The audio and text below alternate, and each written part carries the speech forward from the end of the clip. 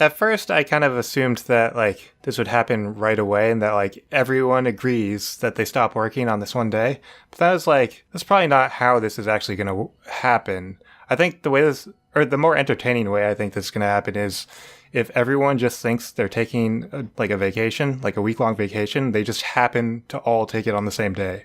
Oh my. That is way better. They don't really realize what's going on until they, like, try to do stuff.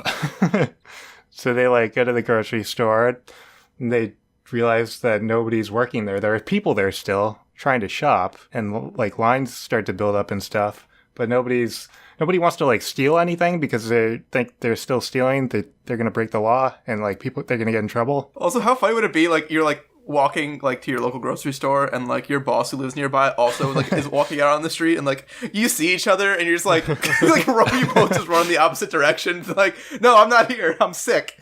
I'm deathly ill. I mean, he can't get mad at you because he's not on his job. Exactly. Yeah, don't get me mad at each other after the week, but you don't know that. Like, you're just like, oh, I'm fucked. And then you guys kind of assumed that, like, people wouldn't break the law just because there are still consequences after the week are over and you can still get in trouble. And I thought about that too at first, but then I was like, let's look at Black Friday and what people do on Black Friday.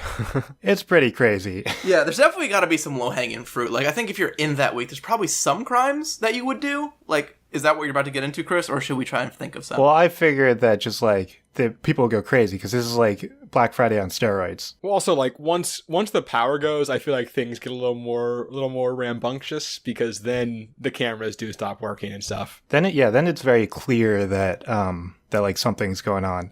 Yeah. It's going to be like a weird reverse ghost town where, like, there's going to be lots of people around, but nobody's going to be doing anything. I like the idea that, like, you're in a store and you don't want to steal anything, but you still want to, like, buy the stuff, and you, like, nobody wants to just walk out, so you just, like, politely sidestep out. And eventually someone will do it, and then it'll, like, start a chain, and then other people will start doing it. And I think it's just going to, like, as the days pass, it's going to keep on growing and growing. People are going to get more comfortable doing different things. And eventually, it's going to get, like, to a crazy level. Full purge. Yeah, it's going to be the purge, basically. Yeah. I think at least by day 5, it'll be the purge. It's really funny you say that because in doing the research for this question, it's kind of hard to find information about, like, what if this guy didn't show up for work all week because, like, there's just no one has written about it. Because why would you? But except under the pretense of zombie apocalypses or, like, all humans disappearing.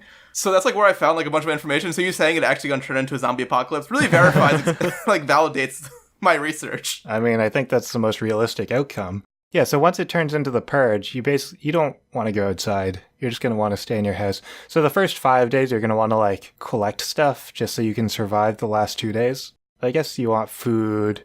You're going to want, like, stuff to board up your house. Like, you want to board up your windows. You want to lock your doors, stuff like that. You might want some weapons, just in case. Well, yeah, or just for fun. Yeah, I mean, nobody's going to stop you from taking it, so you just take it. Yeah, and then, I don't know if you guys have seen The Purge, but I haven't, but...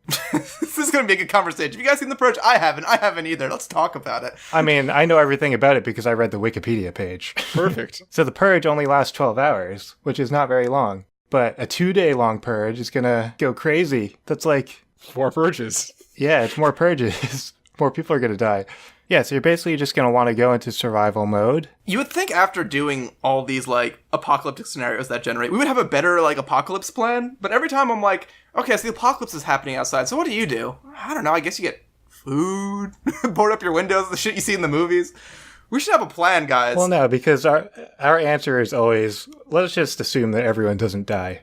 We should probably have a plan, like, for this apocalypse happening. Yeah, we should. I'll take that on as homework next time I have to fucking... fix the world again. Maybe you could set up, like, Home Alone style traps. Ooh, I like that. Like, not only are you gonna get them, you're gonna get them comically. Yeah. You, like, set up a can of paint or something, and let it swing on a string, and hit the guy when he opens the door. Yeah. You can do that.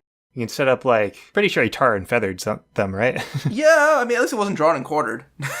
You can, like, set up a can of tar on top of, like, the door thing, and have it, like, half a jar, and then when they open the door fully, it falls on them. Yeah, and they're like, this is sticky. And then you shoot them with your gun that you bought at the store. Yeah, so I think that's the way you do it, is you slightly inconvenience them Home Alone style, and then you shoot them.